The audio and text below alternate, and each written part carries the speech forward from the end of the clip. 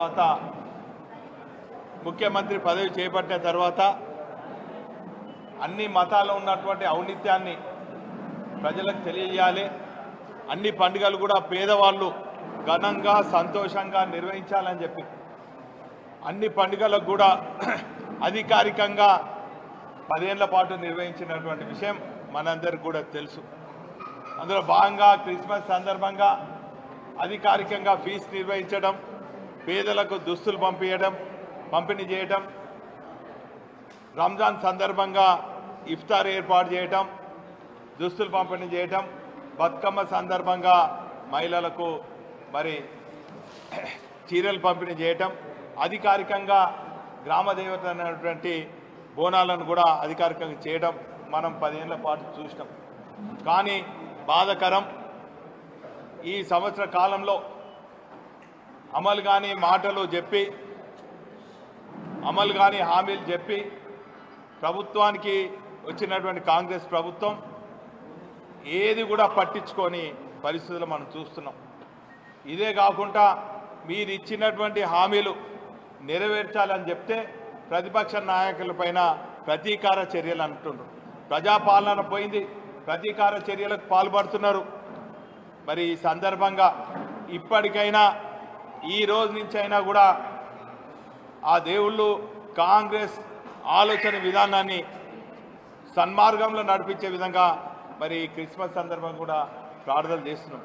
ఈరోజు హైదరాబాద్ బ్రాండ్ ఇమేజ్ని దెబ్బకొట్టే విధంగా కుట్రపూరితంగా మరి ఏం ఆలోచనలు ఏమో తెలియదు కానీ మరి హైడ్రా పేరిట పేదల ఇండ్లతో పాటు అనేక మరి కార్యక్రమాలు చేపడుతుంటే రియల్ ఎస్టేట్ అంతా కూడా డమలమైంది. పేదలందరూ కూడా రోడ్డు మీదకి వచ్చింది. ఈరోజు హైడ్రా కాకుండా అనేక అవినీతి కార్యక్రమాలు చేపట్టడం జరిగింది. దీన్ని వెలుగులోకి తీసుకొచ్చి ప్రజల పక్షాన పోరాడుతున్నటువంటి బీఆర్ఎస్ పార్టీ నాయకులపైన మరి పెద్ద ఎత్తున కుట్రలు చేసి మరి అవినీతి ఆరోపణలు మోపి ఈరోజు వారిపైన కూడా మరి కుట్రలు చేస్తున్నారు. ఈరోజు ఫార్ములా ఈ పేరిట హైదరాబాద్ బ్రాండ్ ఇమేజ్ని పెంపొందించే క్రమంలో ఆనాటి మరి మంత్రివర్యులు కేటీ రామారావు చేస్తే మరి పెద్ద ఎత్తున పెట్టుబడులు రావటం కాకుండా అనేక కంపెనీలు కూడా హైదరాబాద్కు వచ్చినటువంటి పరిస్థితి కనబడ్డది. కానీ ఈరోజు వారిపైన కేసు నమోదు చేసి ఈరోజు మరి ప్రపంచ దేశాల్లోనే హైదరాబాద్ కాదు దేశ ప్రతిష్ట కూడా దిగజారే విధంగా మరి కాంగ్రెస్ ప్రభుత్వం చేస్తుంది. దీన్ని తీవ్రంగా ఖండిస్తున్నాం. ఒకప్పుడు సినీ పరిశ్రమ అంతా కూడా చెన్నైకి మద్రాసుకు మరి పరిమితమైనటువంటి సందర్భంలో తెలంగాణ రాష్ట్రం ఏర్పడిన తర్వాత వారికి అనేక రాయితీలు ఇచ్చి మరి ఫిలిం ఇండస్ట్రీని కూడా పెద్ద ఎత్తున మరి హైదరాబాద్లో అదేవిధంగా చుట్టుపక్కల ఉన్నటువంటి జిల్లాలలో పెంపొందించే విధంగా చేసినటువంటి కార్యక్రమాలను కూడా నిన్న మొన్న చూస్తే మరి ఫిలిం ఇండస్ట్రీ కూడా మనోధైర్యం దెబ్బతినే విధంగా వారిని అక్రమ అరెస్ట్లే కాకుండా అనేక కార్యక్రమాలు చేయటం మరి ఈరోజు హైదరాబాద్ ఇమేజ్తో పాటు తెలంగాణ రాష్ట్రమే మరి ఆర్థికంగా దెబ్బతినే విధంగా ఉంది. అందుకే ఈ సందర్భంగా కాంగ్రెస్ నాయకులు మరి ఇప్పటికైనా కూడా మీరు ఇచ్చిన హామీలపైన దృష్టి సారించి మరి ప్రజాపాలన అన్నారు, ప్రజల పాలన మరి ఖచ్చితంగా అమలు చేసి ప్రతీకార పాలన స్వస్తి పలకాలని చెప్పి ఆ ప్రభు అయినటువంటి యేసును కూడా వేడుకుంటూ మరి ఈ సందర్భంగా మిగతా విషయాలన్నీ కూడా మరి గౌరవ పెద్దలు మాజీ మంత్రివర్యులు లక్ష్మయ్య గారు మాట్లాడాల్సిందిగా కోరుతున్నాను. మీకు మీడియాలో ఉన్న వాళ్ళకి నేను ప్రత్యేకంగా చెప్పాల్సింది లేదనే భావిస్తున్నాను. అన్ని కోణాల్లో అన్ని రాజకీయ పార్టీల కార్యక్రమాలు ప్రజల కోసం, ప్రాంతం కోసం ప్రజల చేత ఎన్నుకోబడిన ప్రజాప్రతినిధులు శాసనసభలో ఏ విషయాల మీద ఎప్పుడు ఎందుకు మాట్లాడుతున్నారో మీకంటే ఎవరికి ఎక్కువ. నేనేదైనా చెప్తే రాజకీయ కోణం అని భావిస్తారేమో, నాకు వచ్చిన డౌట్ అది. కానీ వాస్తవాలు ప్రజలకు తెలియడానికి మీతో పాటుగా నా శాయశక్తుల వాస్తవాలను చెప్పడానికి చేసే ప్రయత్నంలో నేను మీ ముందున్నాను తప్ప రాజకీయం చేయడానికి కానే కాదు. రాజకీయాలు చేస్తారు అవసరం, కానీ ప్రజల విషయాల మీద స్పందించే సమయంలో రాజకీయాలకు తావు ఉండకూడదు. నేను చాలా బాధపడుతున్నాను. నేను రోజు ఒక 15 వార్తాపత్రికలు చదువుతా 5-6 గంటలు. తర్వాత అసెంబ్లీ ప్రొసీడింగ్స్ కానీ పార్లమెంట్ ప్రొసీడింగ్స్ కానీ చాలా శ్రద్ధతో ఆమూలాగ్రంగా చూస్తుంటాను, వింటుంటాను, రాసుకుంటాను. తర్వాత నా కామెంట్స్ కూడా పెడుతుంటాను అప్పుడు. చూడండి, నిన్న చివరి రోజు కదా అసెంబ్లీ సమావేశం, అంతే కదా, అంతే చివరి రోజు. పత్రికల్లో మీ అప్పులే మాకు శాపాలు ఆయన అన్నాడు, ఇంకా చాలా అన్నాడు. హెడింగ్స్ బోలెడు తప్పులు పుట్టెడప్పులు, బోలెడు తప్పులు పుట్టెడప్పులు. ఇగో ఇంకో పేపర్లో బొచ్చెడు తప్పులు పుట్టెడప్పులు. అన్ని పేపర్లలో ఉంది, కానీ హెడ్డింగ్స్ కొద్దిగా తెలవాలని చెప్పి మీ ముందు చూపించాను. ఇప్పుడు ఎన్ని రోజులైంది కొత్త ప్రభుత్వం వచ్చి? సంవత్సరం అయిందా? నిన్న మొన్న వచ్చినట్టుంది కాదా? సంవత్సరం తర్వాత అన్ని ఉత్సవాలు చేసుకొని ప్రజాపాలనను చెప్పుకుంటూ సాక్షాత్తు అసెంబ్లీలో తప్పుడు సమాధానమే కాకుండా మీకు జ్ఞానోదయం ఎప్పుడైందే? అధికారంలోకి వచ్చినాక ఏడాదిక ఈ జ్ఞానోదయమేనా? మీకు ఆర్థిక స్థితిగతుల మీద ఏమైనా ఎప్పుడైనా ఎన్నడైనా అవగాహన ఉందా? అర్థమైందా? ప్రపంచంలో కానీ దేశంలో కానీ రాష్ట్రంలో కానీ ఆర్థిక స్థితిగతుల మీద మీరు ఎప్పుడైనా ఆలోచించారా? నేను 3 ప్రశ్నలు వేస్తాను. మీరు ఎన్నికల్లో రాజకీయాలు మాట్లాడతారు, హామీలు ఇస్తారు, కాదనలేదు. కానీ ఇచ్చే ముందు ఆలోచించాల్సిన అవసరం ఉందా లేదా? నా మొదటి ప్రశ్న, మీరు ఎన్నైనానండి, దానికి నేను సమాధానం చెప్తా అదే కోణంలో. కానీ గత 10 సంవత్సరాల కేసీఆర్ గారి పరిపాలనలో ప్రభుత్వం తీసుకున్న సంక్షేమ కార్యక్రమాలు, అభివృద్ధి కార్యక్రమాలు కొనసాగిస్తారా లేదా? దీనికి సమాధానం బాహాటంగా మీడియా ముందు కానీ లేకపోతే మా దగ్గరకు వచ్చినప్పుడు కానీ చెప్తారా? రెండవది, ఎన్నికలు వచ్చాయి, రాజకీయాలలో మాట్లాడుతుంటాం, భూతద్దంలో పెట్టి చూపెడతాం తప్పులను, అది సర్వసాధారణం, ఇవాళ కొత్తగా.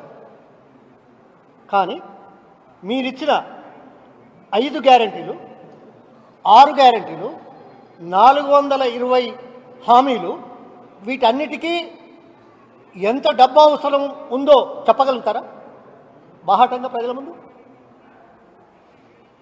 ఇది రెండవది. మొదటిది అది కంటిన్యూ చేస్తారా లేదా? రెండవది, మీరు ఇచ్చిన హామీలకు ఎంత డబ్బు అవుతుందో, ఎంత డబ్బు అవసరమో మీరు చెప్తారా? మూడవది, అధికారంలోకి వచ్చిన తర్వాత కొత్త విజనరీ ఎవరు లేరు, మేమే ఆలోచిస్తున్నాం. మూసీ ప్రక్షాళన, సరే కాంట్రవర్సీ ఉంది, 1,55,000 కోట్లని 6 సంవత్సరాలు, సంవత్సరానికి ఎంత అయితే 25,000.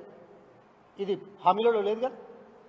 24 లక్షల ఇండ్లు 4 సంవత్సరాల్లో, ఇది అదనంగా కదా. 24 లక్షల ఇళ్ళకి ఎంత అవుతుంది? 1,20,000 కోట్లు అవుతుంది. అంటే 4 ఏళ్లకు 30,000.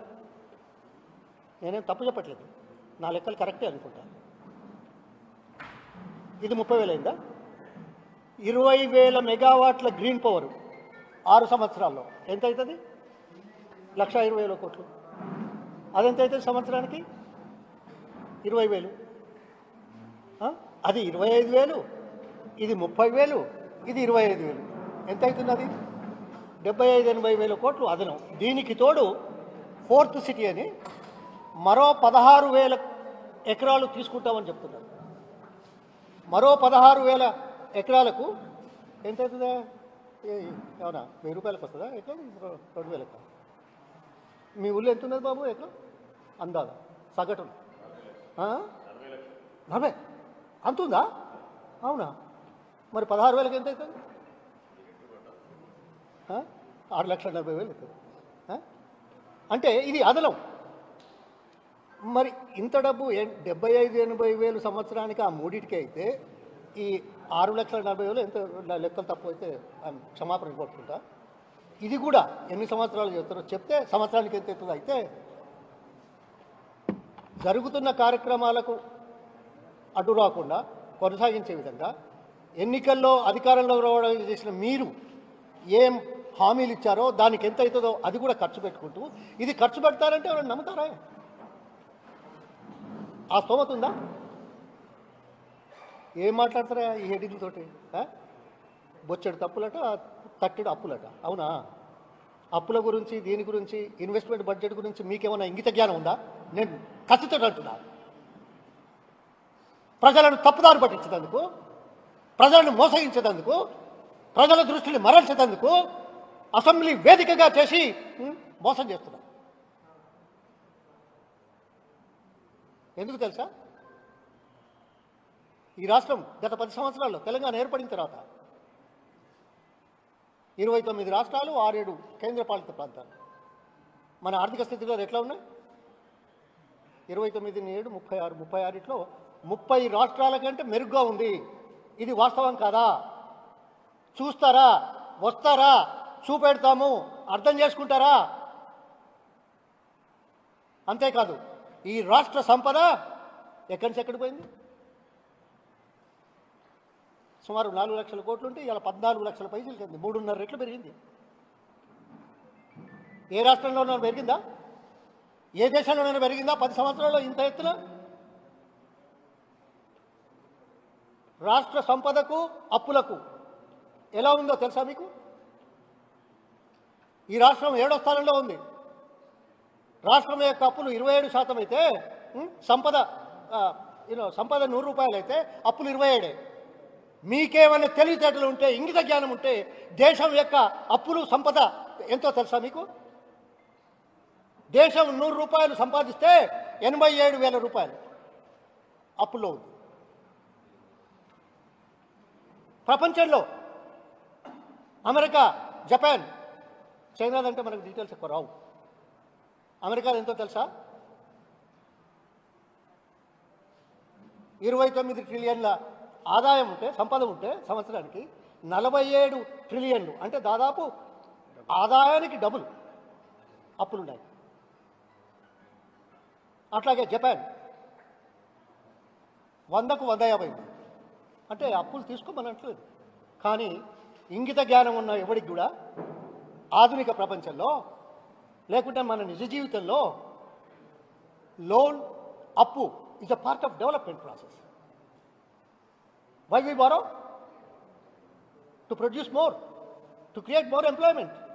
In the process, you service the debt. ఆ మాత్రం ఇంగిత జ్ఞానం లేకుండా మాట్లాడుతున్నావే.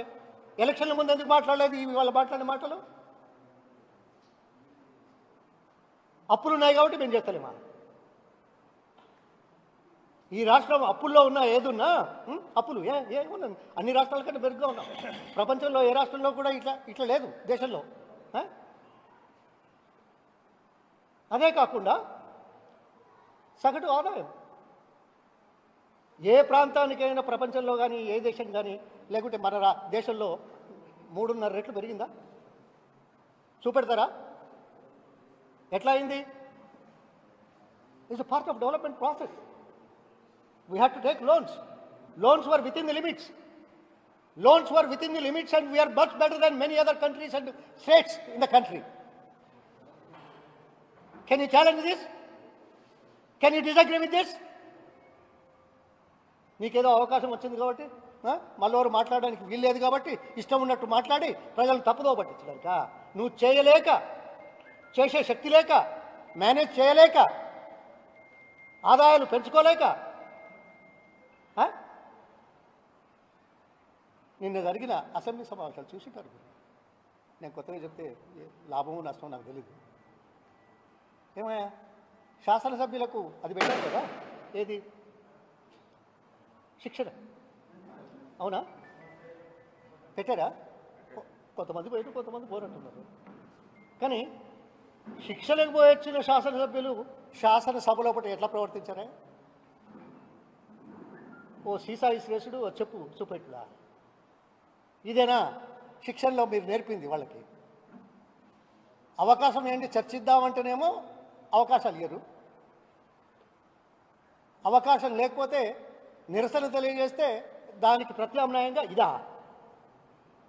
ప్రజాస్వామ్యంలో నిరసన ఒక హక్కు, ఒక వేదిక, ఒక కార్యక్రమం కాదా? నిరసనను వేరే కోణంలో చూస్తున్నారు. నాకు దాదాపు 30 సంవత్సరాల నుంచి సినిమాలు చూస్తారు థియేటర్లో పోయి, ఎక్కడ కూడా చూస్తలేదు. కానీ నాకు నిన్న నిజంగా సినిమా చూసినట్టు అనిపించింది. అసెంబ్లీ చూస్తాను, నా జ్ఞాపకాలు పాతాయి. మీరు ఒప్పుకుంటారో ఒప్పుకోరో, ఎవరు ఒప్పుకుంటారో ఒప్పుకోరో నాకు తెలియదు. కానీ అందులో హీరో ఉంటాడు, విలన్ ఉంటాడు. హీరో ప్రవర్తన కానీ, హీరో డైలాగ్స్ కానీ, హీరో సినిమా అంతా ఎలా ఉంటుందో కొద్దిగా అర్థం చేసుకున్నామని చూసినామని. అట్లాగే ఆ హీరో ముందట విలన్లు ఎంత పౌరుషంగా, ఎంత ద్వేషంగా, ఎంత బలవంతుడిగా కనబడుతూ ఏం మాట్లాడతారో చూడలేదా? అందుకే నిన్న అసెంబ్లీ సమావేశాలు నాకు వెనుకట సినిమా చూసినట్టు అనిపించింది. ఇలా హీరో ఎవరో విలన్ ఎవరో మీకే అర్థమైంది. దమ్ము ధైర్యం ఉంటే చెప్పిన మాటలు అమలు చేయండి. కష్టాలు ఉంటాయి, నష్టాలు వస్తాయి, చేయలేకపోయినాము చేస్తున్నామని చెప్పండి దమ్ముంటే. ఒకరిని నిందిస్తే మనం పెద్దగా అవుతామా? నిందలకు అర్థం ఉందా? నిందల్లో సత్యం ఉందా? మీకు చెప్పే మాటల్లో వాస్తవాలు ఉన్నాయా? అందుకే చర్చకు రమ్మంట.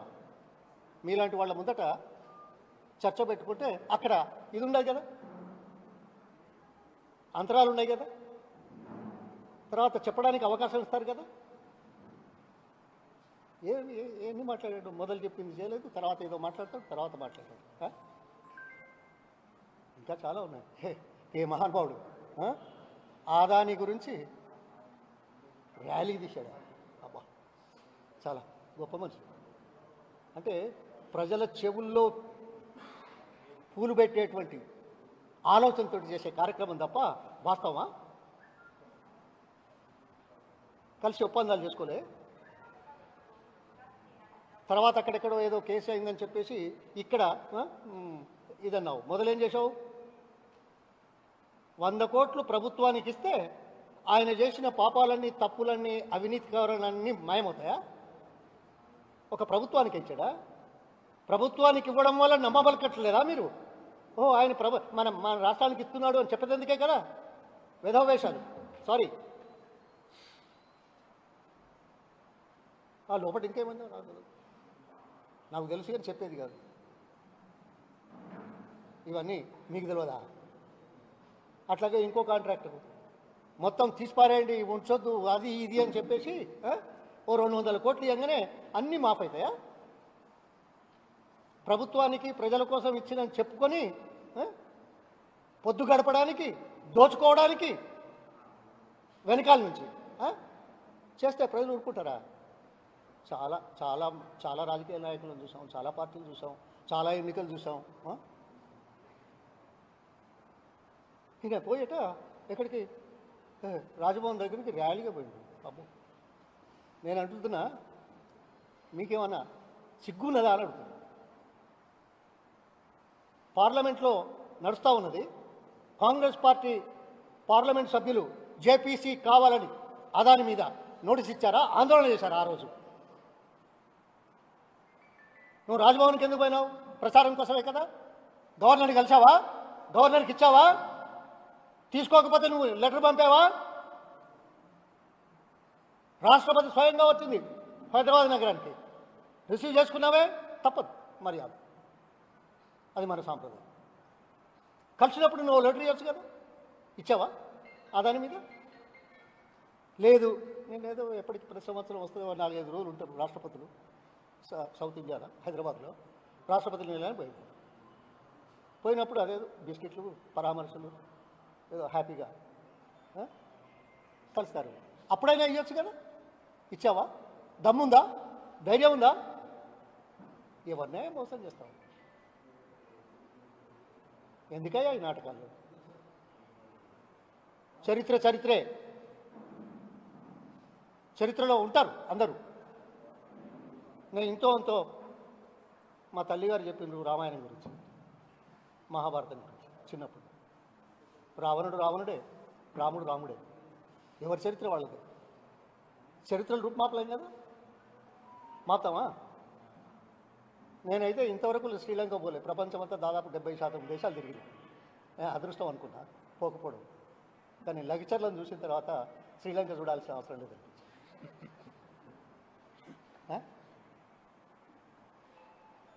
లంక లగచర్ల, రావణుడు రాముడు, రేవంతు కేసీఆర్ గారు. చరిత్రలు మార్చడం మీ తరం కాదు. మంచి ప్రవర్తనతో, మంచి ఉద్దేశాలతో, మంచి నిర్ణయాలతో ప్రజల ముందుకు రావాలి, ప్రజలను ఒప్పించాలి, ప్రజల అభిష్టాన్ని చూరగొనాలి. అంతేకాని మోసం దగాలతో ఉండదు. ఎవరే శ్రీకృష్ణుడు పాండవులను వెంబడి ఎందుకున్నాడు? అదే నా తెలియక అడుగుతా. మంచి కోసం, మంచిదని అనుకోరు, అంతేనా?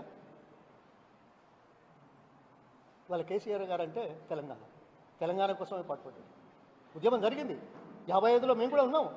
బడిగంట కొట్టాం, బాజార్లోకి వచ్చాం, ఇడ్లీ సాంబార్ గోబాయ్ అన్నాం 55లో. విశాలాంధ్ర వద్దు, తెలంగాణ ముద్దు అనే నినాదం కూడా పెట్టాం మేము బడి పిల్లలుగా 5వ తరగతిలో.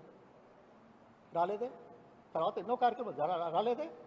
స్వాతంత్ర పోరాటం 200 సంవత్సరాలు జరిగింది. మొదలు చేసిన వాళ్ళు తప్పు చేశారా? కాదే. చివరి 10 సంవత్సరాల్లో నెహ్రూ గారు, గాంధీ గారు, సర్దార్ పటేల్ గారు, సుభాష్ చంద్రబోసు వాళ్ళు వచ్చిన తర్వాత ఊపందుకున్నది. ఆంగ్లేయులు పారిపోవాల్సి వచ్చే పరిస్థితి వచ్చింది. కేసీఆర్ గారు ఆమరణ నిరాక్షతోటి అన్ని పార్టీలను ఒప్పించే స్థితికి తీసుకొచ్చాడు. రాష్ట్రంలో, దేశంలో వాస్తవాలను చూడండి, అభివృద్ధి కోసం మేము చేస్తున్నాం, అడుగుతున్నాం అని చెప్పాడు. ఒక్క ఓటు 2 రాష్ట్రాలన్న వాళ్ళు 6 సంవత్సరాలు అధికారంలో ఉండి కూడా కొన్ని రాష్ట్రాలను ఏర్పరిచినా కూడా తెలంగాణ చేయలేదు. కాబట్టి చివరిగా అందరూ ఒప్పుకోవాల్సి వచ్చిన పరిస్థితి ఆయన నిరారదీక్షతో, ఆయన పోరాటంతో, ఆయన చైతన్యంతో, ఆయన చేసిన దాంతో వచ్చింది. అందుకే it's synonymous. Yes, KCR and Telangana is done it, is doing it అన్ని రంగాల్లో. ఇంకా చాలా ఉన్నాయి చెప్పడానికి. ఏదో అంబేద్కర్ది వీళ్ళు వాళ్ళు మాట్లాడారట. మరి ఒక్కరోజు అన్ని మాట్లాడితే బాగుంటాయి లేవు నాకు తెలియదు. ఎవరయ్యా అంబేద్కరు? అదే అందుకే అంటున్నా, మనం పిచ్చాపాటి మాట్లాడుతున్నప్పుడు చెప్తాం. ధన్యవాదాలు. Thank you.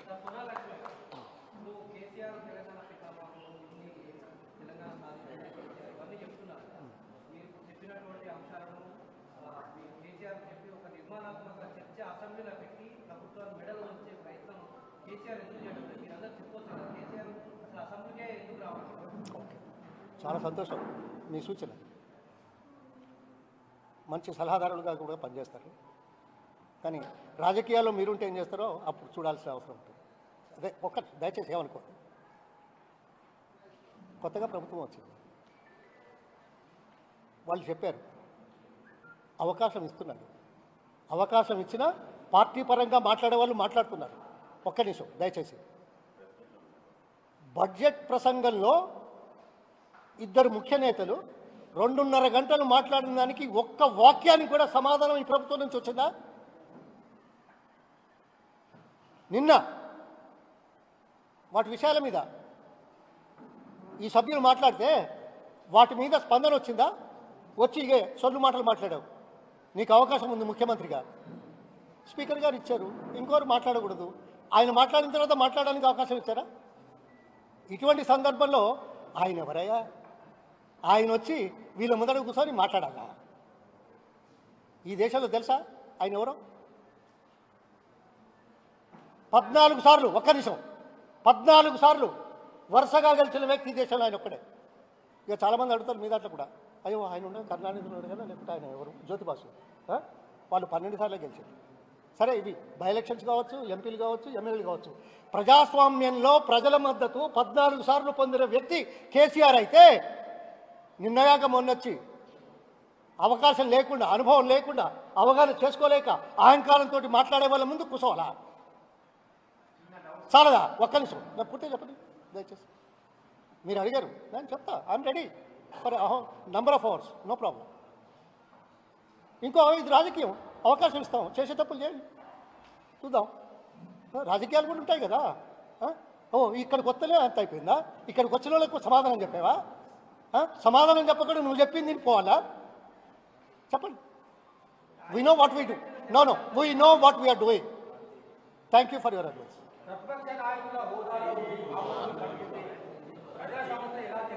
ఏంది?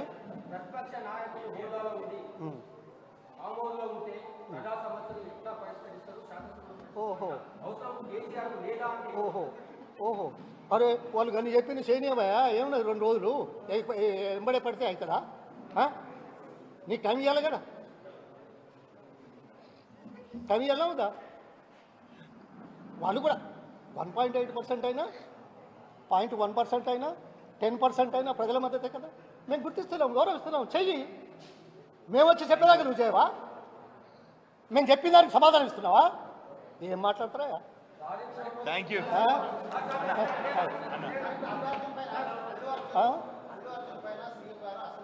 ఇది తర్వాత మాట్లాడదాం. చిట్చాట్లో మాట్లాడదాం. Chitchat I'm here for 10 hours.